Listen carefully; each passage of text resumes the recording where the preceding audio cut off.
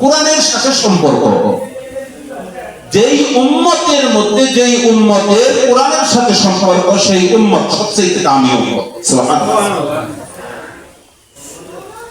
এই উম্মতের মধ্যে যে উম্মতের উপরে কোরআন নাযিল হয়েছে, সব নবীর উম্মতেরা থাকবে পিছনে। মুহাম্মদ সাল্লাল্লাহু আলাইহি ওয়াসাল্লামের উম্মত আগে জান্নাতে যাবে, এরপর অন্য নবীর উম্মতরা জান্নাতে যাওয়ার অনুমতি পাবে। এই কোরআনের সম্পর্কের কারণে,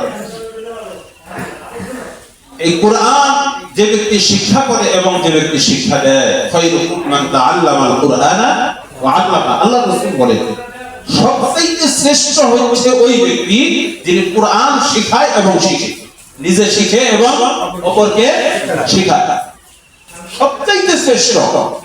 এই যে আপনাদের এখানে একটা মাদ্রাসা, মহিলা মাদ্রাসা হয়েছে, এখানে কিসের শিক্ষা হয়? এই এলাকার মধ্যে এখন সবচেয়ে দামি জায়গা, সম্মানী জায়গা, এখানে কোরআনের শিক্ষা হয়। আগে যদি এই জায়গায় কেউ উলঙ্গ হয়েও হাঁটাহাঁটি করতো অথবা লেংটি দিত, কাঁচা দেয় না, আরেকজন বলতো এই এখানে কাঁচা দেওয়া যাবে না, এরকম কেউ বলতো।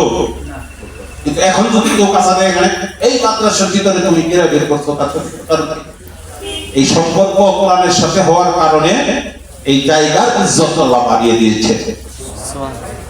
এখন এই কোরআনের সাথে সম্পর্ক আমরা রাখবো নাকি কোরআনের বিরোধিতা করব? কোরআনের সাথে আমাদের মধ্যে আবার কিছু মানুষ আছে, যেখানে আপনি এখানে আছে কিনা আমি জানি না, আমি কাউকে উদ্দেশ্য করে বলতেছি না, আমার জানাও নাই এখানে আছে কিনা, তবে আমার অভিজ্ঞতা থেকে আমি বলছি, আমি দেখেছি যেখানে কোরআনের শিক্ষা দেওয়া হয়, কোরআনের মজলিস করা হয়, কোরআনের মারকাজ করা হয়, কোরআনের শিক্ষা লয় করা হয়, সেখানে কিছু মানুষ আছে যারা এর বিরোধিতা করে। আপনাদের এখানে আছে কিনা আমি জানি না। এটাও কোরআনের মুজিজা। কোরআন যখন নাযিল হয়েছে এর আগ পর্যন্ত 40 বছর বয়স পর্যন্ত, রাসূলের 40 বছর বয়স পর্যন্ত মক্কায় একজন রাসূলের শত্রুর নাম বলে দেখে তো বলতে পারবেন? কোরআন নাযিল হওয়ার আগ পর্যন্ত রাসূলের কোন শত্রু ছিল? কোন শত্রু ছিল না। রাসূলকে আল আমিন উপাধি দিয়েছে কে? আবু বকর, ওমর। কে দিয়েছে? আল্লাহ। আবু জেহেল। আবু জেহেলের জাত কিছু যারা ছিল, সহযোদ্ধারা ছিল, আবু জেহেলের দলের যারা ছিল, এরাই রাসূলকে আল আমিন উপাধি দিয়েছে। অর্থাৎ কোরআন নাযিল হওয়ার আগ পর্যন্ত কারোর সাথে কোনো দুশমনী রাসূলের সাথে ছিল না। কিন্তু যখন কোরআন নাযিল হইল, কোরআনের দাওয়াত দিতে লাগলো, কোরআনের দিকে মানুষদেরকে ডাকতে লাগলো, তখন আবু জেহেল তার সহ্য হলো।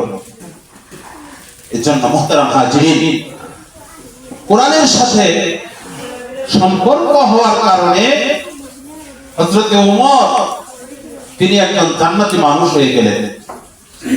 সুবহানাল্লাহ। আর আবু জেহেল কোরআনের বিরোধিতা করার কারণে সে জাহান্নামী হয়ে গেল। আবু জেহেলের সম্মান ওমরের চাইতে মক্কার নগরীতে কম ছিল?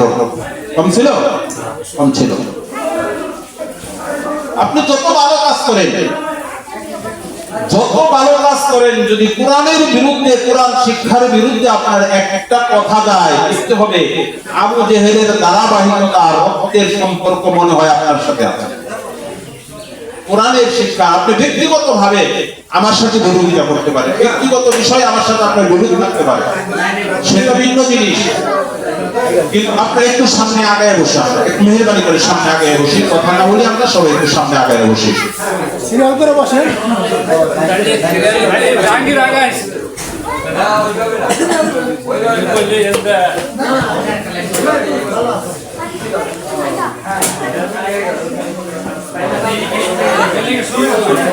এজন্য আমাদের ইজ্জত যদি আমরা আল্লাহর কাছে বাড়াইতে চাই, তাহলে আমাদের সম্পর্ক করতে হবে কিসের সাথে?